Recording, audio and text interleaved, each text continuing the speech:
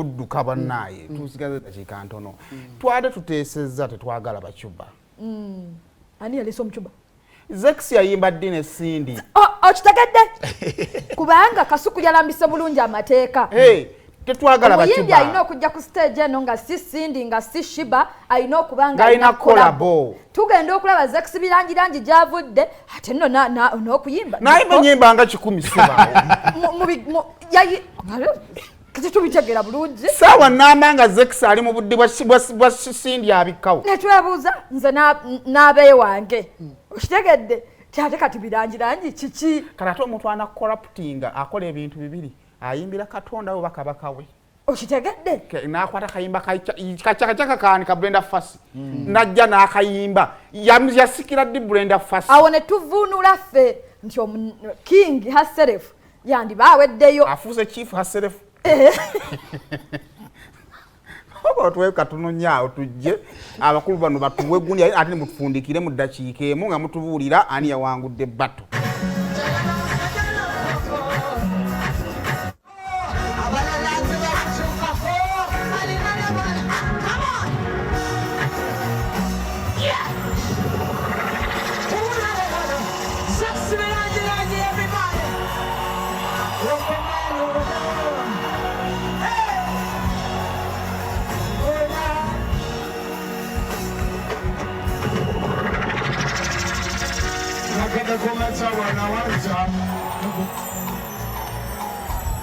Are you ready, people?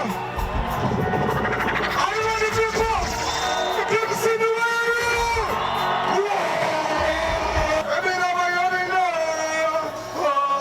Say, I don't change. Kubanga, Zinkwagale, Zinkwagale. Bagamba, go all the Tazirata. Zenalinda. Church, we're not ready when I tell you that.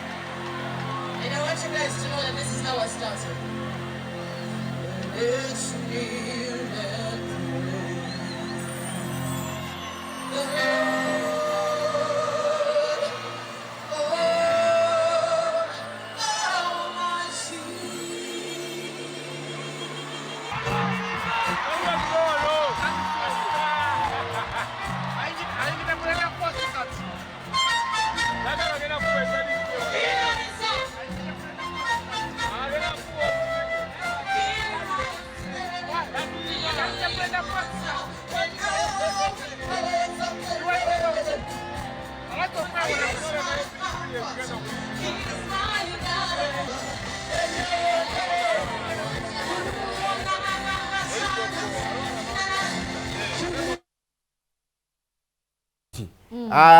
mu sekendi asatu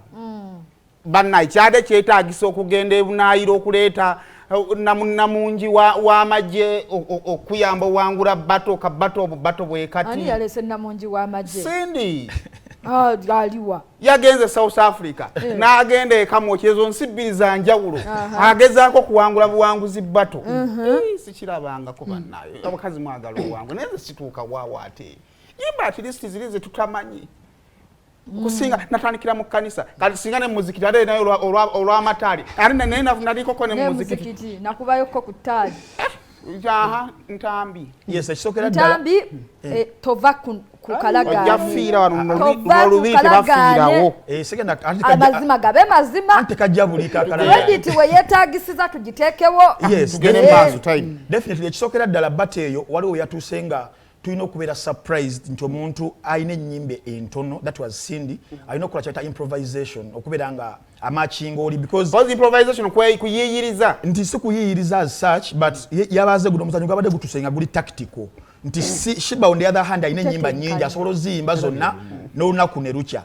Sindi on the other hand ng'ennyimba ntono mucho preparing for that show yalina okukola improvisation mu ngeri emu oba endala so tumulengera nga ayimba oluyimba olwa gospel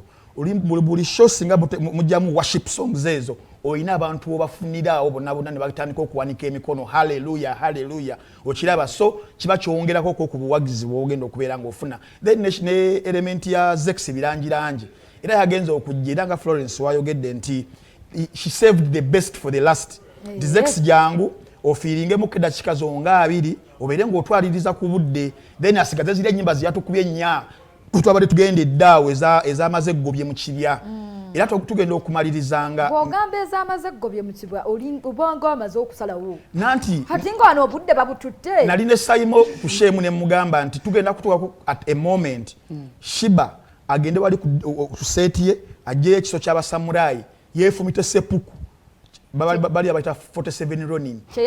era kitwalabidde ddala kuba Cindy yavudde mu kubraginga waliwo omuntu ogaba ne Cindy akino kisusiza so it was a mismatch Cindy versus Shiba tebakikolanga tebakiddamu next time promoters bambi tomukola bintu ebyo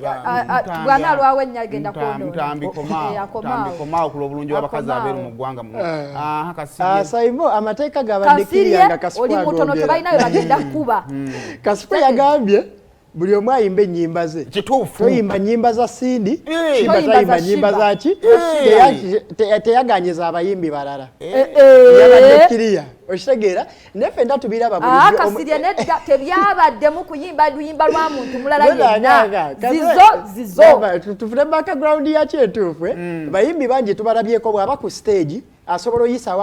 akayimba k'omuyimbi era bayisayo za radio nnyo era nga Diamond Platinum yajja wano n'ayitirako ku lwa Kamiri n'ayitirako ku lwa luno kyali kigaaniddwa babaganyizaabo nga bo ba opponent kati ndazi kitegeeza ensigadde zaabadde ne open space nga zisobola okukola ki okusobola okuyimbibwa bwe tudda ku kya Zex nange saakitegedde ng'omuntu natuuse ne ngamba Cindy ate wano kaki kakoze ekikaabaze ne bwe nabazeemu ne mmanya nti kati Cindy olwedde kibuli kyabadde ayagala mu bbata eno akifunye awangudde mu ngeri nnyingi ekisooka Kataloogo ye yazuukuse ennyimba ze obwedde olina w'ogambira aweddeyo n'ayimba oluyimba ng'amazima olumanyi naye obadde walwerabira kati kitegeeza ennyimba ezo zigenda kuba zitambula Kataloogo ekoze eki ezuukuse mu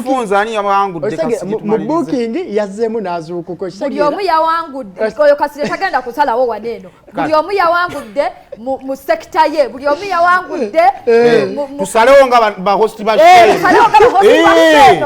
tubaveeko era tugenda kudde mukogera naye nga temunnagenda bannaye gundi alina omukolo mukonozi munnaffe gye tulaga